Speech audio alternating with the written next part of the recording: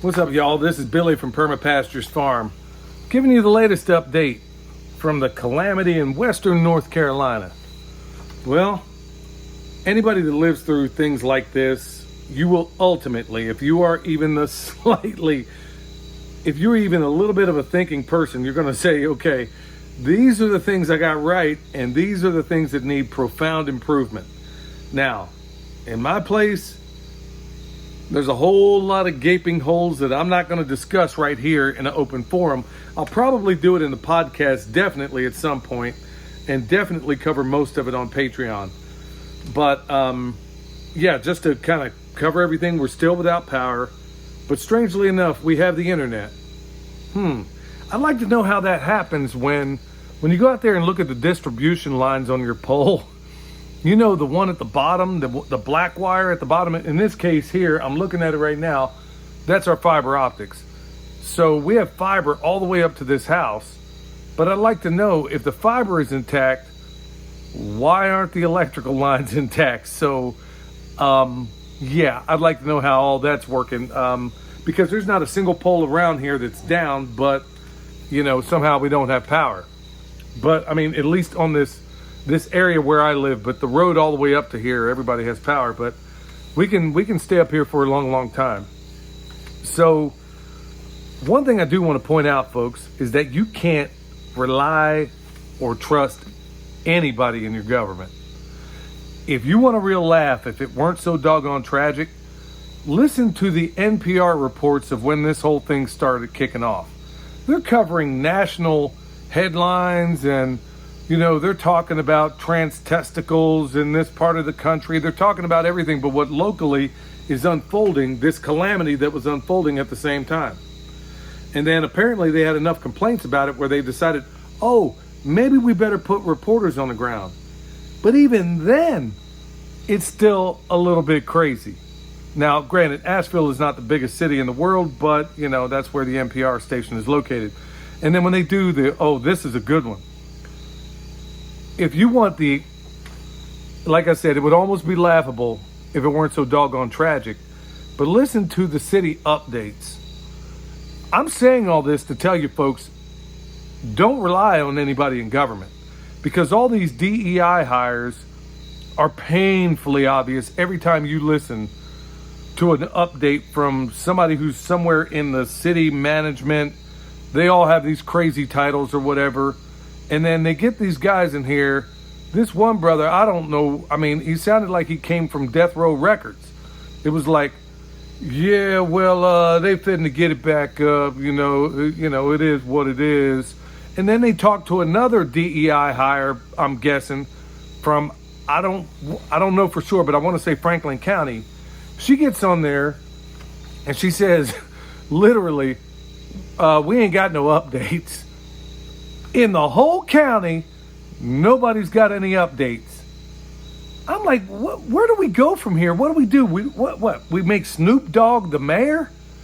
You know, hey, y'all, this is a real tragedy. I can't get home to my Cavassier and my smoke. You know, but it do what it do. I mean, is this where we're going with this?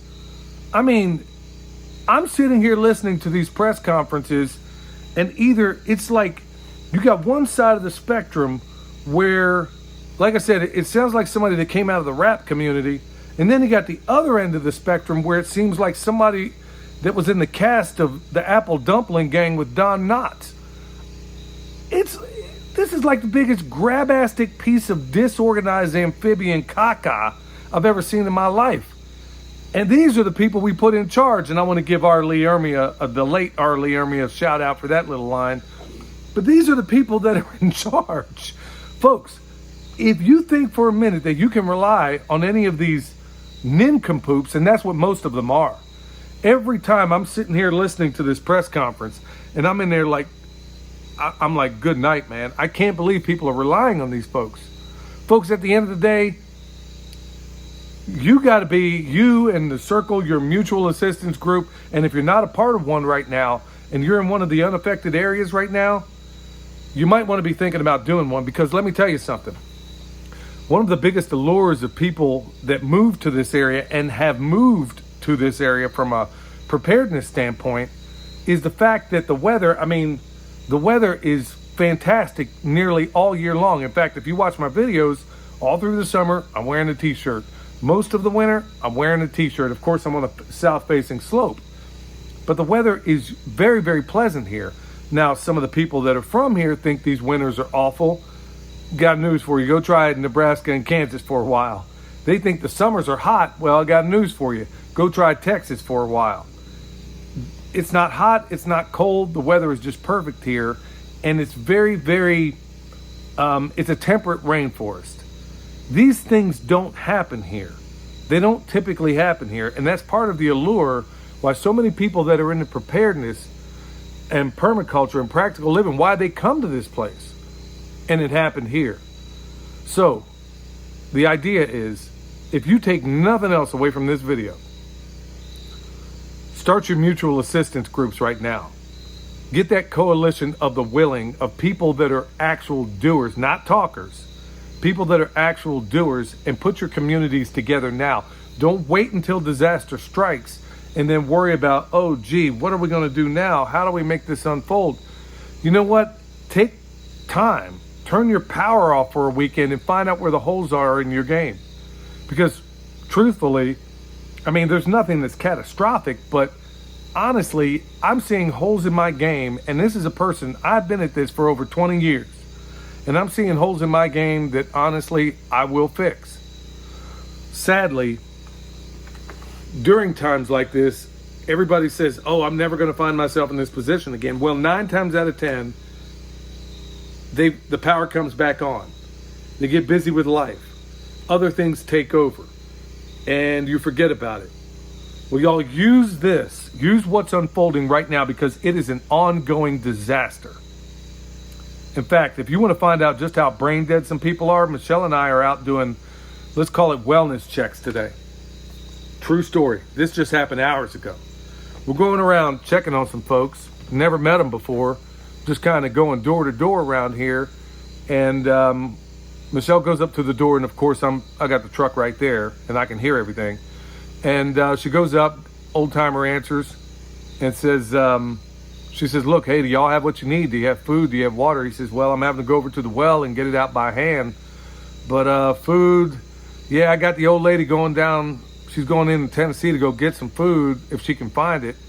And I'm over here thinking, well, why didn't you go? Anyway, he goes on to say, look, y'all, you know who won the Pittsburgh game yesterday? I stood there slack-jawed and stymied. The dude ain't got no water. It's not coming through the tap anyway. You got no power. And he's worried about what happened in the Pittsburgh game. Clearly not your best candidate to put in your mutual assistance group, if you know what I'm talking about. Folks, yeah, I'm giving you one of many examples I can provide, but I'm saying, at the end of the day, look, there's some people that would be more willing to die in place than to bust a move and, to do something worthwhile during this time. Don't be one of those people. Set up your mutual assistance groups right now, especially in all the places that aren't affected. Now, keep in mind, hopefully the internet is spotty around here. It was working great until I decided to record something. But, folks, mark it on your calendar. Hopefully, I'm going to try to do this live with Dane Wigington from geoengineeringwatch.org. That's going to be live on Wednesday, I think about 11 o'clock or so Eastern, provided, all the things line up. You're going to want to hear that. And all you people that think you're safe, oh, it doesn't happen here, well, I'm in a place where it never happens, okay? For the most part. All right, y'all. There's your update. Till next time, stay alert, stay alive.